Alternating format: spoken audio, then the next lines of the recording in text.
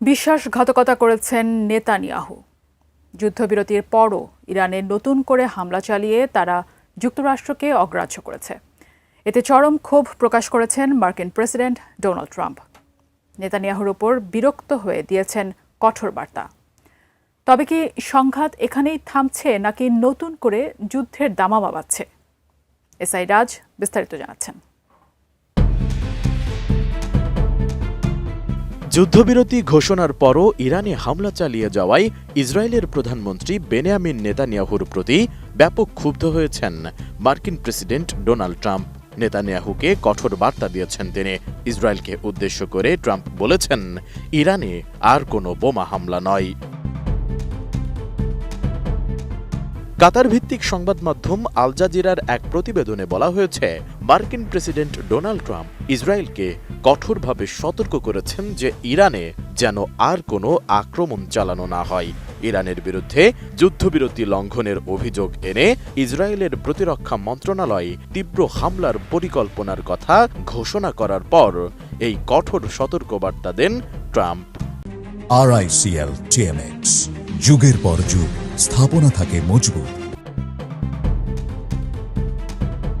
এছাড়া নিজের সামাজিক যোগাযোগ মাধ্যম ট্রুথ সোশ্যালে ট্রাম্প লেখেন, ইসরায়েল বোমাগুলো ফেলো না, যদি এটা করো তাহলে তা হবে যুদ্ধবিরতির বড় লঙ্ঘন।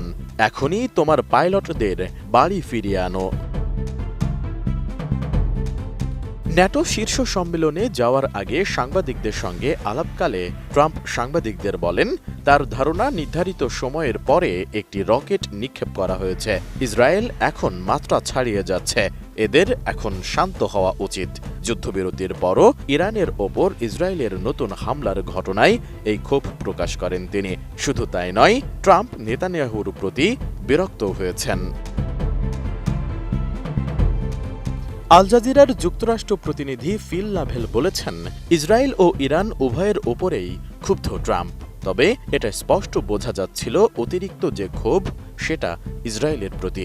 এমনকি বলা যায় তিনি মনে করছেন নেতানিয়াহু তার সঙ্গে বিশ্বাসঘাতকতা করেছেন।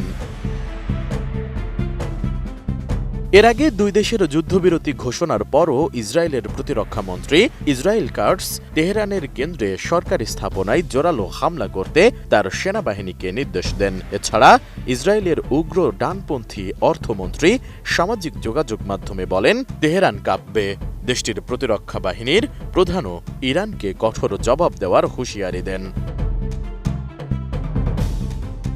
ইসরায়েলের দাবি, ট্রাম্পের যুদ্ধবিরতি ঘোষণার পরও ইরান ক্ষেপণাস্ত্র হামলা চালিয়েছে। তবে এ অভিযোগ অস্বীকার করে তেহরান জানায়, যুদ্ধবিরতিতে সম্মত হওয়ার পর তারা ইসরায়েলে কোনো হামলা চালায়নি। এসআই রাজ, ডেস্ক রিপোর্ট, এটিএন নিউজ।